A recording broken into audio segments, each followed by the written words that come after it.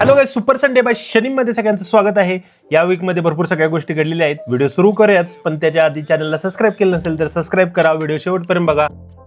पहिली न्यूज आली आहे नितीन गडकरी यांच्यावरती. नितीन गडकरी जे आपले नेते आहेत, मंत्री आहेत केंद्रामध्ये, त्यांनी एक मुकेश मोहन नावाचे एक युट्यूबर आहेत, त्यांच्यावर डिफेमेशनची केस टाकली आहे. द कारवान नावाचं एक मॅगझिन आहे. हे मॅगझिन मागच्या वेळी पण चर्चेत आलं होतं, जेव्हा आर्मीचे चीफ होते आपले, त्यांचं ते पुस्तक होतं बघा, पेंग्विन. राहुल गांधी यांनी मुद्दा उठवला होता. या सगळ्या गोष्टी कारवाननं छापल्या होत्या. परत त्याच कारवान मॅगझिन मधलं एक आर्टिकल होतं नागपूरचं बीफ नावाचं. त्याचं कनेक्शन नितीन गडकरी यांच्याशी कसं आहे, हे सगळे आरोप लावणारा व्हिडिओ मुकेश मोहन त्या आर्टिकल मध्ये काय लिहिलंय याच्यावर त्यांनी व्हिडिओ बनवला. त्या केस मध्ये 50 कोटीचं डिफेमेशन आहे. 50 कोटी भाई. इथंच आपण आता ही स्टोरी स्टॉप करूया, कारण माझ्या अकाउंट मध्ये 50,000 पण नाही. 50 कोटी रुपयाचे डिफेमेशन मी सहन करू शकत नाही. बस यावर बोलायचं नाही आपण.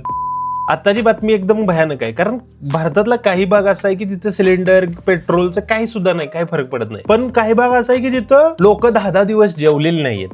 दिल्लीमध्ये शॉर्टेज मुळे ना मायग्रंट वर्कर्स जे आहेत UP बिहार मधून आलेले, ते आता परत आपल्या गावाकडे चाललेले आहेत. Miss you Sonu Sood. Already आपल्या PM सांगितले आहे की कोविड सारखी सिच्युएशन आहे, तर तुम्ही हँडल करा. मग या वर्कर्सना वाटलं असेल की कोविड येतोय म्हटल्यावर आपण जाऊया घरी. सगळ्या जगामध्ये जेव्हा क्रायसिस येते तेव्हा सायंटिस्ट असतात, तिथले जे हुशार लोक असतात, त्यातून संधी शोधतात आणि काहीतरी नवीन इनोव्हेशन काढतात. जसं की सिम्पल एक्झाम्पल हे घड्याळ आहे. वर्ल्ड वॉर 1 नंतर लागला, जेव्हा माणूस आधी पॉकेटमध्ये घड्याळ ठेवायचा, ते हातात घड्याळ घालू लागला. असे इनोव्हेशन्स जे असतात हे वॉर सिच्युएशन मध्ये बऱ्यापैकी दिसून येतात. पण भारतामध्ये उलट आहे. जरा कुठे काही क्रायसिस दिसला की लोकांना वाटतं अरे याच्यात स्कॅम करायची संधी आहे आपल्याला, आपण स्कॅम केला पाहिजे. स्कॅम का सोडायचा आपण? आता या सिलेंडर पेट्रोलच्या क्रायसिस मध्ये इतके स्कॅम सुरू आहेत. एक न्यूज आलेली आहे, त्या न्यूज वाचूनच दाखव. जेव्हा सिलेंडर घरात पोहोचतो तेव्हा काही घरातील सदस्यांना त्याबाबत शंका येते. बहुतेक लोक तपासणी न करता सिलेंडर थेट वापरत आणतात. पण या कुटुंबाने सिलेंडर वापरात आणण्यापूर्वी त्याचे वजन करण्याचा निर्णय घेतला. हाच निर्णय पुढे जाऊन धक्कादायक सत्य समोर आणतो. हे कोणी लिहिले? लोकसत्ता लिहिलेलं आहे. लोकसत्ताचा स्तर जरा खाली आला, काय पुढारी सारखा झाला. सिलेंडर वजन यंत्रावर ठेवला असता त्याचे वजन 22 किलोपेक्षा अधिक होते. हे पाहून सर्वजण थक्क झाले. साधारणपणे गॅसचा एक सिलेंडर ठराविक वजनात येतो, पण इथे काहीतरी वेगळे घडत होते. माझा आवाज असं का झालाय? कुटुंबाने सिलेंडरचा वॉल तपासला आणि आश्चर्यकारक गोष्ट समोर आली. ती ही की गॅस ऐवजी त्यातून पाणी बाहेर येत होते. पाणी! गॅस सिलेंडर मध्ये पाणी भरले. काय इनोव्हेशन केले बघा. स्कॅमर आहे सगळे, स्कॅमर. जाता जाता फक्त आपण एक डॉलर आणि रुपीजची प्राइस बघूया. 92.98 चा प्राइस आहे. 4 एप्रिल 1:25 AM UTC. आपले महाराष्ट्राचे IAS अधिकारी तुकाराम मुंडे यांची 21 वर्षात 24 वेळा बदली झालेली आहे. तुम्ही बघू शकता इथे लिस्ट बघा. 2005 साली त्यांची पहिली बदली झाली होती.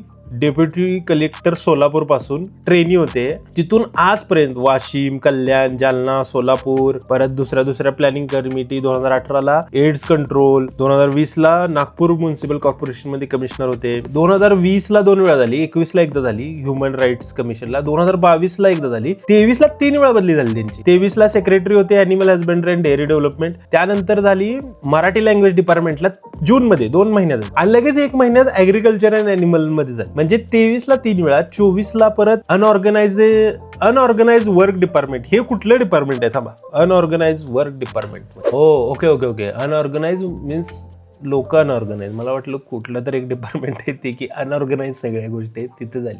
ठीक आहे. जोक सापाट गाईज दिव्यांग लोक होते, त्यांचं जे डिपार्टमेंट होतं त्याच्यामधून त्यांची बदली झाली. पण आता तुम्ही बघा, दिव्यांग लोकांनी मोर्चा काढलेला आहे की त्यांची बदली करू नका म्हणून. म्हणजे जर एखादा ऑफिसर एवढा चांगला असतो, लोक म्हणतात की हाच ऑफिसर आम्हाला पाहिजे, दुसरा कोण नको. Great system administrator. यानंतर स्मार्ट सिटीवर तुम्हाला माहितीये का, पाऊस पडला पुण्यामध्ये, गारा पडल्या, वारं वादळ, त्यामुळे सगळीकडे पाणी साठलं आणि सगळीकडे आलो स्मार्ट सिटीचं काय झालं? स्मार्ट सिटी होती ती काय संपली का काय?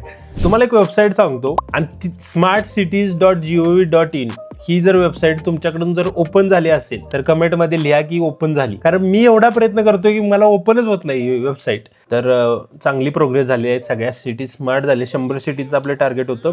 1,64,000 कोटी खर्च झालेले आहेत त्याच्यावरती. 94% आपल्या सगळ्या सिटी स्मार्ट झालेल्या आहेत. कोणी काय बोलायचं नाही. तुम्हाला स्मार्ट म्हणजे काय माहिती आहे का? PIB.government.in वर स्मार्ट सिटीज बद्दल आपण बघू शकतो. 11 वर्ष झाले आहे स्मार्ट सिटीमध्ये. 94% प्रोजेक्ट कंप्लीट झालेले आहेत मित्रांनो. त्याच्यावर 1.64 लाख कोटी एवढा खर्च झालेला आहे. यामध्ये 100 सिटीज आहेत ज्याच्यात सगळं आर्टिफिशियल इंटेलिजन्स वगैरे मस्तपैकी लावले. सायकल फॉर चेंज लावलेले आहेत. स्ट्रीट्स फॉर पीपल लावलेले आहेत. स्मार्ट रोड्स आहेत, सायकल ट्रॅक्स आहेत, क्लासरूम्स आहेत, हेल्थ सेंटर्स आहेत. तुम्हाला दिसत नाहीत काय? आहेत सगळं इथे लिहिलंय सरळ सरळ. 7,555 प्रोजेक्ट कंप्लीट झालेले आहेत. 512 प्रोजेक्ट राहिलेले आहेत. यामध्ये 100 सिटीज होत्या. 100 सिटीजच्या 100 सिटीज आपल्या स्मार्ट झालेल्या आहेत. मला फक्त या सिटींची नावं पाहिजेत. कंट्रोल F, पुणे सर्च करायचं. मग पुणे जर चुकून, ठीक आहे. स्मार्ट सिटी झालेत गाईज, खरं कुठल्या झालेत हे सांगितलेलं नाही. तर मित्रांनो, पुण्याला आपण स्मार्ट सिटी घोषित करूया. आजची मेन स्टोरी आहे आपली फक्त आणि फक्त राघव चड्डा यांच्यावरती. राघव चड्डा हे आम आदमी पार्टीचे मेंबर आहेत. Member of parliament in Rajya Sabha आहे ते, लोकसभेमध्ये नाही. पंजाब लेजिस्लेटिव्ह असेंब्ली मधून त्यांना राज्यसभेमध्ये पाठवण्यात आलेलं आहे. त्यांचं वय 37 आहे. उंची जर कुणाला पाहिजे असेल तर उंची त्यांची 1.7 मीटर आहे. त्यांच्या बायकोचं नाव परिणिती चोप्रा आहे. त्यांचं education London school of economics मध्ये झालेलं आहे. या सगळ्या अनइम्पॉर्टंट गोष्टी सांगून झाल्या असतील तर मेन सांग. यांचं नाव आता आलं की कारण त्यांना आपमधून जरा पायउतार करण्यात आला. त्यांचा म्हणजे आपमध्ये आहेत. आता जी न्यूज आहे, आज जेवढी तारीख आहे त्याच्यावरून सांगतोय मी, आपमध्ये आहेत ते कुठे गेलेले नाहीयेत, पण त्यांचं थोडंसं कमी करण्यात आलं. तर मागच्या 2 महिन्यात जर तुम्ही बघितलं तर त्यांनी भरपूर सारे आपल्या लोकांचे मुद्दे उचललेले आहेत. जसं की gig workers right. Gig worker कोण? झेप्टो, परत ब्लिंकिट, डन्झो, हे सगळे झोमॅटो, स्विगीवाले जे पळतात ना गाड्यावरनं, या वर्कर्सना म्हणायचं गिग वर्कर्स. ना कंपनीचे वर्कर्स आहेत ना कुठल्या ऑर्गनायझेशनचे वर्क. हे स्वतः त्यांचे बिझनेस आहे, त्यांचं चाललंय. पण त्याची रिस्पॉन्सिबिलिटी झोमॅटो, स्विगीवाले घेत नाही. त्यांचे पण काहीतरी राईट्स असले पाहिजे. 10 मिनिटात डिलिव्हरी करण्यासाठी त्यांचा जीव जातो पूर्णपणे. 10 मिनिटात डिलिव्हरी गेली पाहिजे. परत नंतर सिक्युरिटी गार्डच्या शिव्या खा.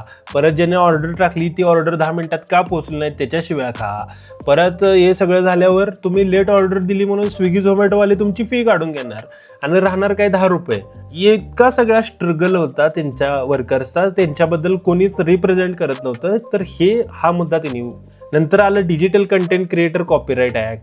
जर कोणी डिजिटल कंटेंट, आता मी हे बनवून टाकतोय तर माझा व्हिडिओ दुसऱ्या कोणी जर अपलोड केला, ते कॉपीराईट, त्याचा कंटेंट म्हणजे इतका हाय लेवलचा आहे नाही. हा मला वाटत नाही 100 वर्षात कोण हा डिजिटल कंटेंट अँड कॉपीराईटचा मुद्दा पार्लमेंटमध्ये काढेल. तो यांनी काढला. त्यानंतर आलं हेल्थ केअर रिफॉर्म झाला पाहिजे. 1 नेशन 1 हेल्थ केअर ट्रीटमेंट झाली पाहिजे. चौथा आणि सगळ्यात महत्वाचा माझ्यासाठी तरी वाटतोय की ट्रॅफिक अर्बन इन्फ्रास्ट्रक्चर. मेजर सिटींची त्यांनी नाव घेतली. दिल्ली, मुंबई, कोलकाता, चेन्नई, पुणे, बेंगलोर, हैदराबाद, ह्या सगळ्या सिटीजमध्ये प्रचंड ट्रॅफिक असतं पीक आवर्सला. यांनी पुण्याचं 167 आवर्स वगैरे सांगितलेलं, मला आता आठवत नाही. हा मुद्दा पार्लमेंटमध्ये कोणतरी बोलतंय. नंतर हा एक मुद्दा होता. हा श्रीमंतासाठी होता, गरीब लोकांसाठी नव्हता, पण ठीक आहे. आता आपला स्तर वाढलेलाच आहे सामान्य लोकांचा. एअरपोर्टवर तुम्ही गेला असेल, समोसा, वॉटर, काही खायच्या गोष्टी हजार रुपये. म्हणजे जर एक कॉफी घ्यायला गेली 300 रुपये कॉफी, चहा घ्यायला गेलो 150-200 रुपये चहा. अरे चहा काय कुठून लंडनवरनं दूध आणते काय? तर आता जर तुम्ही बघायला गेलं तर ते हाय प्राइजेस लो झालेले आहेत. हा मुद्दा फक्त पार्लमेंटमध्ये उचलल्यामुळे. त्यानंतर आहे की टोल टॅक्स. जर रस्त्यावर एक जरी खड्डा असेल तर तुम्ही टोल नाही घ्यायला पाहिजे, असा मुद्दा यांनी उचलला toll tax and road issue मध्ये. यानंतर उचलला की कन्झ्युमर प्रोटेक्शन. लहान मुलांना जे खायला दिलं जातं, गोड ड्रिंक्स पाजले जातात, त्याच्यामुळे पुढे येणाऱ्या काळामध्ये त्यांना डायबिटीस होण्याची शक्यता असते. आता तुम्ही साखरेचं प्रमाण इतकं आहे आपल्या लहान मुलांच्या फूडमध्ये की ते पुढे जाऊन त्यांना डायबिटीस, हाय बीपीचे त्रास होऊ शकतात.